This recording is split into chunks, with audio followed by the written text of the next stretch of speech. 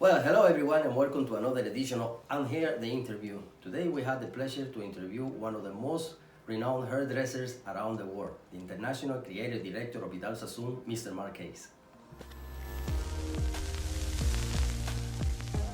Mark, in a few words, how do you describe your evolution from being a young apprentice back in 1977 as Sassoon till the Mark Hayes that everyone knows today? That's a very good question, I think. I suppose really when I joined Sassoon, I instinctively knew that it was a very exciting place to be.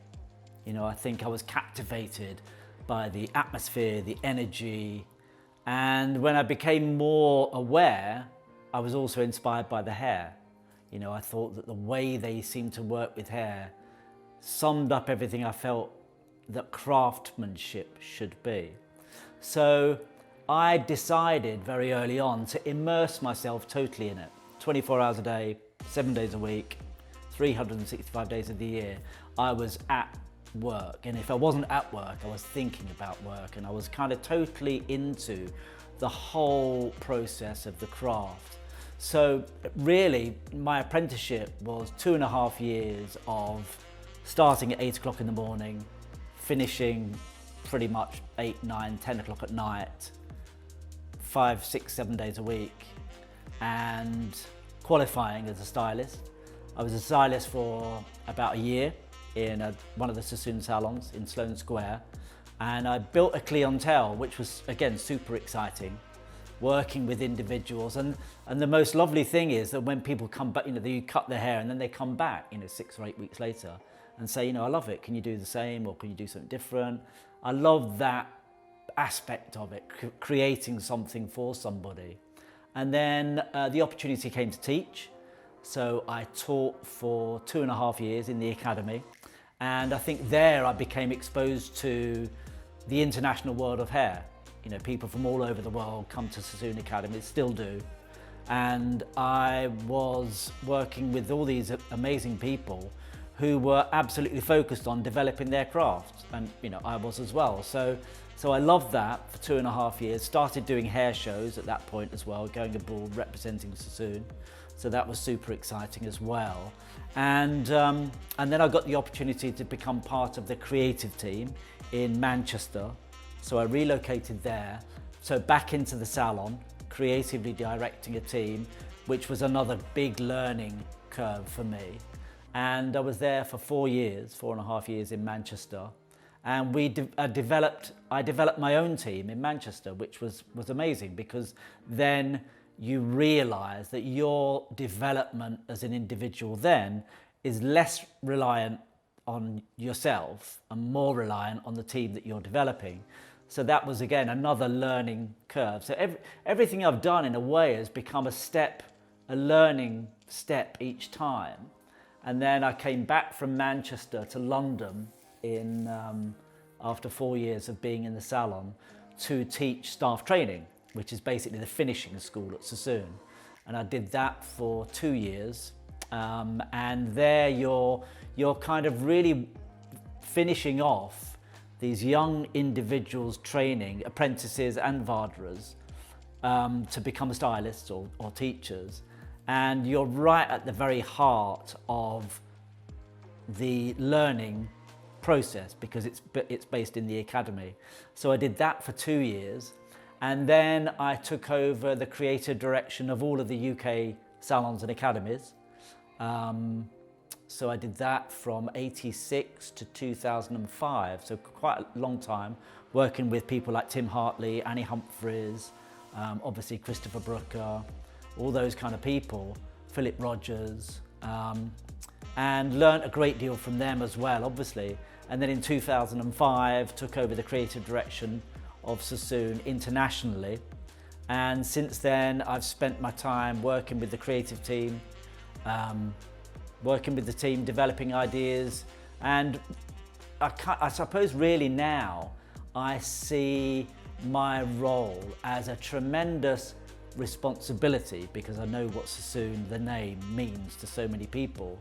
But I also see it as a tremendous opportunity as well.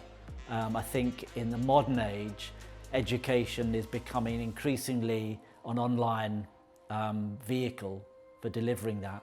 So we're actively developing Sassoon Online, our latest educational platform, as well as still welcoming people to the academy, as well as developing collections twice, 3 times a year. And I see my role now as being a major part of that in amongst a really cool team. In 1980, you became a teacher at Sassoon Academy.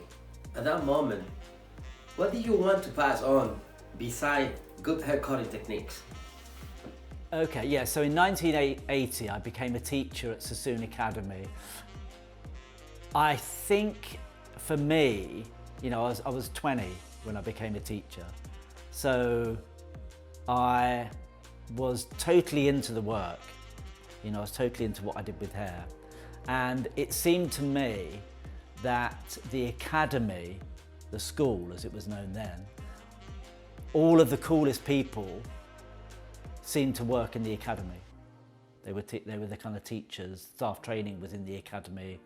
So it was kind of, it seemed to me if you wanted to express yourself work-wise, the academy was the place to be. So I think in a kind of selfish sort of way at first, that's why I wanted to be there, because I was going to be surrounded by these super creative people. And then when I got there, I realised how little I knew about teaching. You know, I could kind of, I had imagination and creativity, but actually being able to deliver that to somebody else, I found, actually no, that's not true, hang on a sec. So yeah, so when I actually went there, what I found was I actually enjoyed the eureka moment of when you're showing someone something that you know and they don't, and they go, ah, right, I get it. You know, and as much as I enjoyed working with clients, you know, and cutting their hair and they say, thanks, I love it, and they come back and, you know, it's a nice feeling. Equally as nice a feeling is when you teach someone something and they say, oh, right, you know, I see, I understand, you know, and so you kind of help develop them. And I found that as rewarding as dealing with clients. So I think there was that. And then what's lovely, a few years ago now, but someone came up to me and said hello, and I actually didn't know who they were. And they said, you taught me 25, 30 years ago, and I just wanted to say thank you so much. You started my career off for me. And I was like, wow, you know, I couldn't believe it. Like, it really stayed with me. And I thought, God, you know, you don't, at the time, you don't realize what effect you have on people. Because I was a young kid just, you know, doing my thing. But what you do with another individual really does have or really can have a massive effect. Apart from being an inspirational mentor worldwide, what do you can share with us about Mark Hayes out of the spotlight? So Mark Hayes out of the spotlight. Well, I suppose, I mean, when I'm in the spotlight on stage, on shows or whatever, it's very much a kind of, in a sense, a culmination of everything I do when I'm not in the spotlight. So the majority of my time at work is spent coming up with ideas for whether it's for collections or whether it's new ways to deliver our work to an audience, or whether it's just, you know, creative things within the company. It's always I always think, how can I give more people more creative opportunities more of the time? That's my kind of mantra, if you like. So always trying to encourage people to express themselves through what they do with hair. And then when I'm not working, it's kind of weird because pretty much I spend so much of my time thinking about work and doing, you know, it never really ends. So I think everything that I do pretty much in some way relates back to what I do. You know, I love art galleries, I love exhibitions. If not even just for the exhibition that I may have gone to see, it's just nice to be in a gallery space because they're just, generally speaking, they're pretty cool architecturally to look at. they're nice big spaces where you can kind of walk around and just kind of collect your thoughts a little bit. So I like the solitude of that, because a lot of my time is spent working with people in a team or whatever. And I like the kind of calmness that that kind of brings to me, and just gives you a kind of moment to kind of just think and just draw a breath before you go on to the next thing. What else do I do? That's it really. I kind of just hang out, I suppose, like everyone else does. I just kind of, I wouldn't say I ever kind of switch off, I don't think. I'm always kind of on something. But yeah. Anyone that read your biography knows that you are a lover of modern art and architecture. Can you tell us about all the things that may inspire you to create?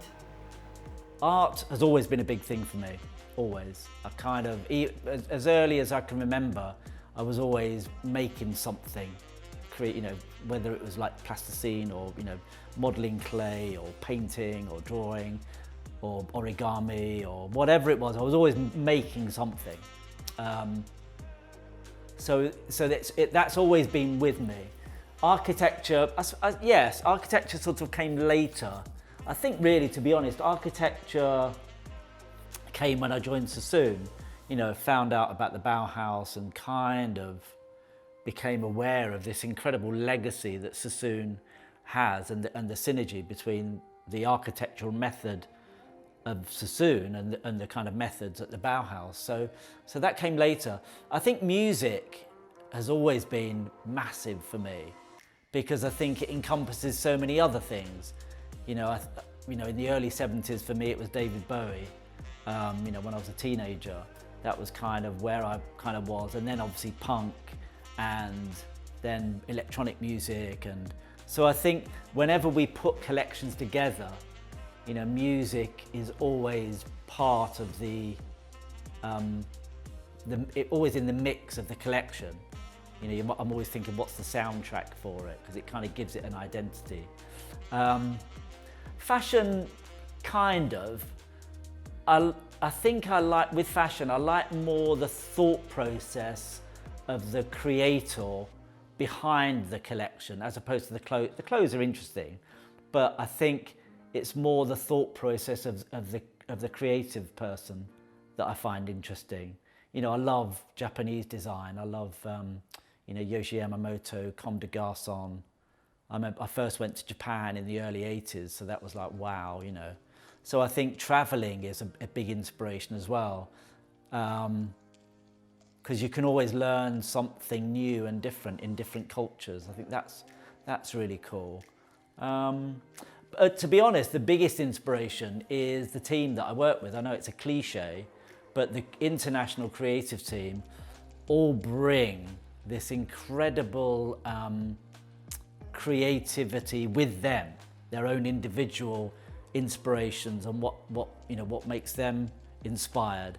And when that all comes together in a group, it's so powerful that's probably the biggest inspirational kind of moment, because it's all coming together in one place.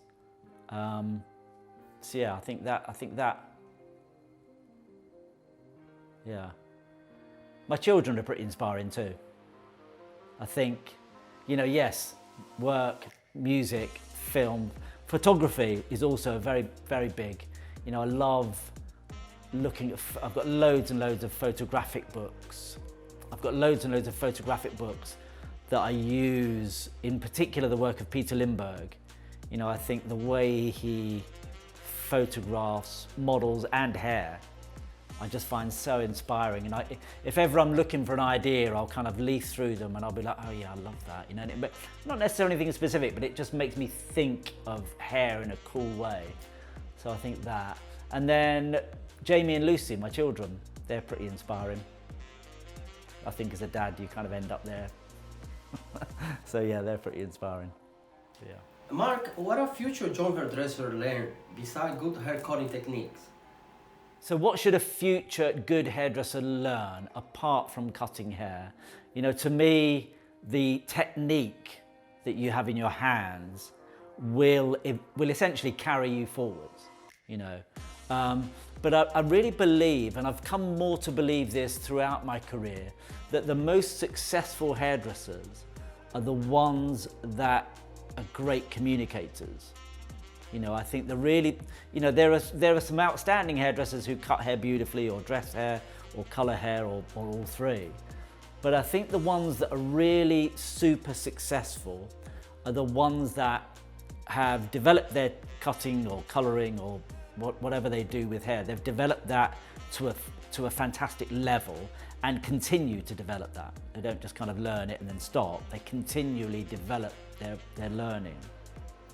But I think as well as that, they are great communicators. Now, whether that's a natural thing, that's just part of their makeup, or they've learned it, you know, I'm not so sure, but I know that if I teach young hairdressers now, and they're working with a particular client or whatever model or whatever it is, I always try and encourage the student to find out about the person who's in the chair.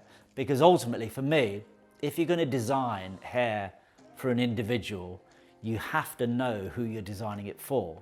Doesn't matter what they look like, doesn't matter how tall they are or what the shape their face is. What matters is who they are, because that suitability comes from within, I believe. It doesn't come from the face or the body. It comes from the spirit of the person. And you can't design hair for someone if you don't understand them. You've got to have that connection with them.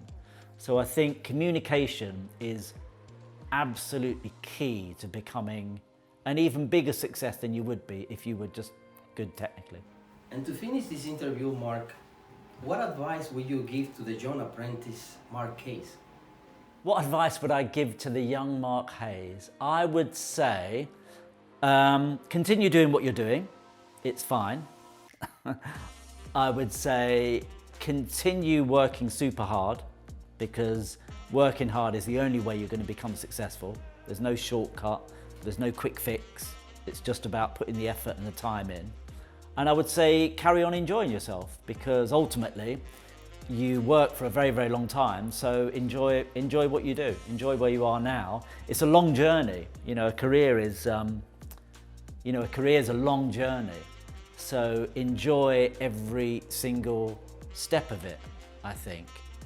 Because if you're continually looking at where you want to be, if you're continually looking where you want to be, you can kind of miss out on enjoying where you are right now.